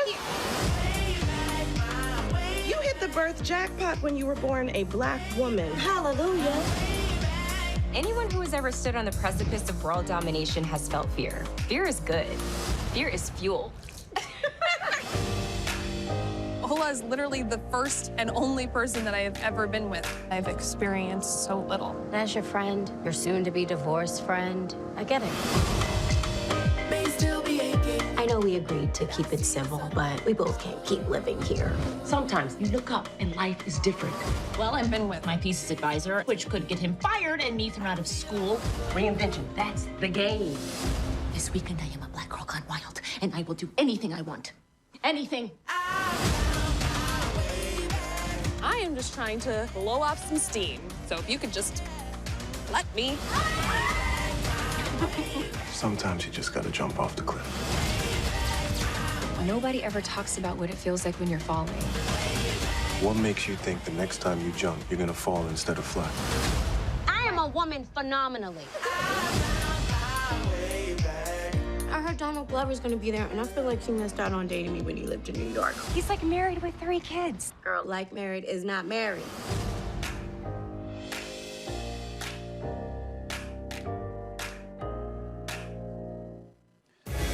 All right, folks, joining us is the cast of the show, Amber Stevens West. Amber, how you doing?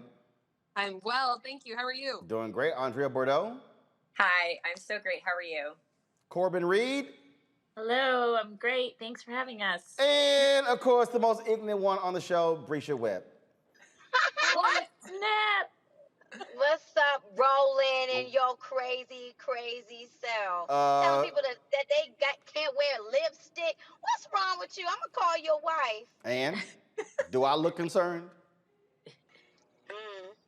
Now, since you want to call somebody, how about I call your new fiance? Y'all may not have heard, but somebody lost their mind and actually proposed to Brisha. Go to my computer. This is from her Instagram page, y'all. And so she is, she got the videos out. She done doctored it all together. And so it's all Doctored that. it all together. My best friend did that. Give him his props. Oh, okay, okay. All right, so yes, over the weekend, Brisha got engaged. And so for all y'all out there who believe love will never find you, there is hope. There are people crazy enough to propose to you. And so. You see how you talk about you, baby? You see how you talk? You see how you do you? What? See how you do you? Hey, bro, listen to me. I'm telling you right now. I will hook you up with a men's prayer group. I'm gonna send you Stormy O'Mardian's book, The Power of a Praying Husband. My wife got a book on daily devotions for married people. Trust me, we gonna hook you up. Cause Lord, you gonna need all the prayer dealing with Brisha. Thank you, Roland. Thank you so much to the Martin family. Thank you. But let's talk about this show. All right, so how did this show come together? How did the four of y'all get connected, get hooked up? Well, how do we start that? Like it's that's the intro to the segment. Well, so I wrote it. Lee Davenport, she's our show creator. She was inspired to write this show because she didn't see herself reflected in television and her group of girlfriends. And so she said, well, I'll do it myself. And so at the time she was living in Harlem, she had a tight group of girlfriends. And so all of our characters are based off real people. And then she got a vet to sign on board and help shepherd the show. And we came to stars, and now here we are. So any one of y'all, did y'all have y'all own real life crew like the cast of this show? 100%. 120,000%. And we're that for each other, which is really funny. Yeah. So you have, obviously, you have the creator based upon real life, but how are you infusing your own sort of crew experiences into the show, helping them as they put it together? Miss Bordeaux, you can speak to that. Well, I really haven't been infusing my own experiences with my friends into the show. I've really been relating to my character through my relationship with the rest of the women that I'm working with Brisha, Amber, and Corbin, and using the friendship that we've been able to develop over the last year as really my inspiration for Ella. As far as Ella's individual experience, I definitely can relate to where she's coming from in terms of her career setbacks and her setbacks in romantic relationships, and just feeling like her relationships or her confidence has been shaken, and how she really leans on her friends to kind of like lift her up as she's navigating this new career landscape that she's experiencing. Corbin? Yeah, I was just going to say, I also feel like Lee and Yvette even were very, they did a great job casting four women who are very close in real life to who these characters are. And they also were very, thoughtful about like curating events to sort of observe us and letting actual elements of our personality while we were filming the pilot, socializing, spill over into what they wrote for the rest of the season. So, there were definitely moments where we were like, oh, I think I said that at one point when we were all hanging out, or, they took us to karaoke and there was a karaoke episode. There were just like little things that came out about our real personalities in real life, and even the way that we interacted with each other socially that ended up in the season. So that was probably smart. Good research. Brisha, no shock, you're the most extra one on the show. No shock. Talk about all too well. Talk about your character. I mean, Renee is a lot like me. My middle name's Renee. The character description was a Chihuahua in heels. I have a Chihuahua. I wear heels all the time because I'm 5'2". So I relate wholeheartedly to Renee. She's also a Taurus, just like me. And she has fun and she twirls through every situation in life, whether it's hardships in her marriage, things going on at work, where she doesn't feel that she's being appreciated or that she doesn't feel her power. She twirls through every situation in her Prada, Gucci, Louis Vuitton lifestyle. And she honors her friends, and she's the strong friend. And she's also cracking in the seams, and that's what I love about all of the women that are on this show. We're complex people. We have great careers. We're living successfully in Harlem, and we also have our real lives that are troubling our lives as well. So that's Renee. I mean, she's a black woman living free in the world, honey. Well, I have 3 panelists. One of them was so desperate to ask y'all a question that she literally texted me, please, pretty please, can I ask the cast a question? So Reese, your begging work, so why don't you go ahead and ask your question? Okay, Roland, you putting extras on it. Thank you. He's putting extras on it, but I did make sure I said I want to get my question in. First of all, ladies, let me say I am absolutely obsessed with this show. I love it. I've been tweeting about it. You all are gorgeous. I love the fashion. I love the camaraderie that you guys have. It's interesting though, one person tweeted to me and they had this like long tirade about, oh, representing Black women and Black women, blah, blah, blah, blah. And it was just going into this big rant. And I was like, whoa, it's a sitcom. It's like a dramedy. It's 30 minutes. That's not their responsibility to represent all Black women in this kind of relationship or that kind of relationship. Anyway, I'm talking fast, obviously. My bad. But my whole point is, how important do you think it is that this show is kind of representing that you guys represent a group of Black women that are friends, but you don't necessarily make it a point to try to represent all Black women? Because so many shows nowadays are trying to like hit the checklist of all the points that you have to be a representative of the Black race. And I don't see that in your show. I just see a really, really authentic group of Black women being free or not so free in some of your cases, some of your characters, but just really living your life authentically and with all these great layers of complexity. What do you think, was that intentional to not try to represent all Black women, but to really hone in on these characters and bring those characters to life? Yes. I mean, I'm just offended that why do Black shows have to have every representation of every Black person? Like, that's impossible. Do we see that on Sex and the City?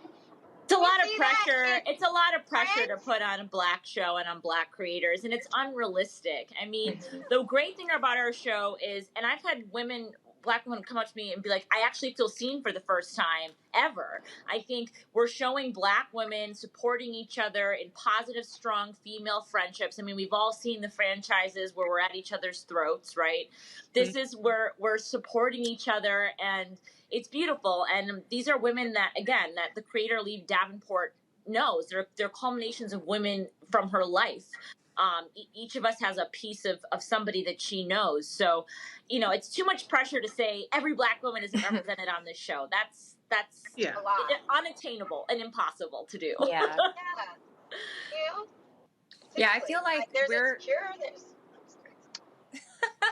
I mean, one of the things that we've been really, we've been saying a lot throughout the process of talking about the show and doing press is really just stressing the fact that Black women are not a monolith. We have a wide range of experiences and viewpoints and skin tones and perspectives. And, we are showcasing 4 of those within the context of this universe. And all of those are valid experiences. And as Corbin just, stated, there are so many Black women and even women of other ethnicities that love the show because they feel very represented by the characters that we all embody. And there's a little bit of feedback that I've read regarding episode 106 which was about all of the women being in therapy. And I read a lot of comments from people that were kind of frustrated that we were all going to see a white therapist. And, I find that so silly because we're always placing these limitations on ourselves of what kinds of experiences we can have, the types of people that can be there to help us. I mean, we talk a lot about allyship within, the context of race relations. So, why can't we go to a therapist who doesn't look like us? I know for me personally, I had a really hard time finding a Black therapist. I searched for over a year looking for a Black therapist. And in all that time, I wasn't getting the help that I needed. And so, we have to really think about the limitations that we're putting on ourselves and just release ourselves from the bondage of those limitations so that we can actually thrive. And I really do think that that's what we're showing with these 4 women on the show. So hats off to Lee and Yvette for giving us this platform. All right then, well, folks, it premieres this Sunday on. No, you all wrong, Roland. You all wrong. Okay, well, episode is on I'm sorry. Sunday. Excuse me. Calm down. We on the 8th episode. Calm down. First of all, woosah, damn it, woosah. The season finale is this Sunday.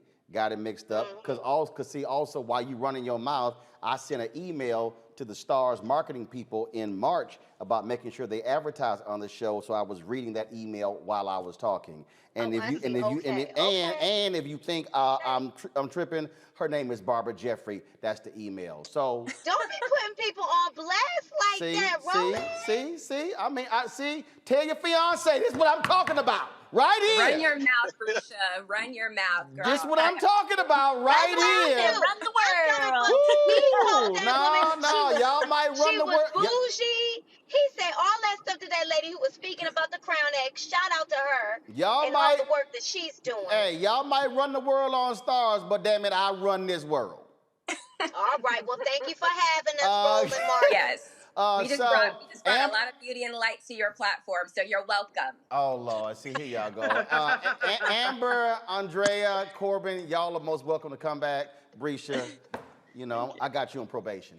Whatever. I appreciate it. You know I love you. I love you too. Give Jackie my love. Yeah, I guess. All right. I guess I do that. I appreciate it. Y'all take care, folks. Y'all watch Run the World again on Stars. Thanks a lot. Bye. All right, take care. All right, Reese, you happy?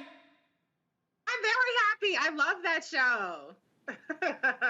Sorry, Greg and Faraji, I couldn't bring y'all in there because Reese was fanning out way too much. So, you know. I lost my composure. Yeah, Faraji. Normally, I'm more cool than that. But I had to stand out a little bit because I love that show. Yeah, I went to Reese at 7:54. They ain't finished till 8. I'm like, Lee, how long this damn set question gonna be? That means I asked a good question, Roland. I asked a relevant, pertinent question about the show. I just fanned out a little bit, that's all. No question. That was beautiful. That was a great question. Yeah, it was all right. All right, y'all. That is it for us. Look, I got some other stuff I would do, but I got to jump on this. The Memorial Foundation, which of course built the MLK Memorial, they have created their program of scholars, and I'm helping them out. I'm about to moderate a conversation with Black Lives Matter co-founder Alicia Garzon, so we're about to do that. So we got to jump. Y'all, fantastic show today. Thanks to everybody who were guests on the show. Thank you to Faraji, Reese, as well as Greg for being on the panel. Y'all, if y'all want to support what we do, look, wasn't nobody else out there live streaming the mural unveiling today. That's why your support on this show absolutely matters. Your dollars absolutely matter. It allows for us to be able to broadcast and do these things all across the city and the country. Y'all can join our Bring the Funk fan club by going to Cash App, $RM Unfiltered, PayPal.me/R Martin Unfiltered, Venmo.com/RM Unfiltered. Zelle is Roland@RolandSMartin.com, Roland@RolandMartinUnfiltered.com. And of course, normally Erica Savage Wilson is with us on Thursday. And so, Erica, yes, we're giving you a shout out. Folks still hit me on Twitter saying they miss having you on Thursdays. And so we just want to give you a shout out, show our love to you as well. All right, Reese, Greg, as well as Faraji, thanks a bunch. Y'all take care, folks. I will see y'all tomorrow right here on Roland Martin Unfiltered as we are slowly but surely, you can go to the shot right there, Henry. We're putting our new office space together. Y'all are only watching literally just what is 20% of what you're going to see. We're doing it. I'm taking my time to unveil it. And so I don't want to show y'all the whole spot until we got it all on lock. But I'm telling y'all right now, it's going to blow y'all away. And y'all see, now go back to that shot. And I know my man Leroy Campbell is loving how his artwork, what you're seeing right there, if y'all are new to Roland Martin Unfiltered, that is actually an art piece from the artist Leroy Campbell. If you go to his website, it's Black Folks Standing in Line to Vote. If you actually pan down, you'll see the name of it. We have the name of it pan down. I think it's on the piece there. What we actually call it. So ain't nobody else black enough. Not even ain't nobody. Oprah Network, Black News Channel, BET, TV One. Ain't nobody black enough, Greg, to put the artwork of a black artist actually on their set. Nobody. You broadcasted from Southeast DC. You covered Haiti. You went from Africa all the way back here. And if y'all look at that close at that art, there's a button there that says Lenora Fulani for president. How many of y'all know that's president? That's who I voted for, Faraj. That's who I voted for in '88. Quietly. Wow. So hey, look, Dr. Carr, I remember her campaign. I was a young man then. I remember her campaign because she was breaking new ground with that. No, yeah, Dr. Fulani. Yeah. So the black boy. So if y'all want to understand what a real black show feels like, looks like, sounds like, that's it. Roland Martin Unfiltered. Folks, I will see y'all. I'm telling you, it's a fantastic art piece by Leroy Campbell. That's how we do it. And so we appreciate it, folks. I'm going to see y'all tomorrow.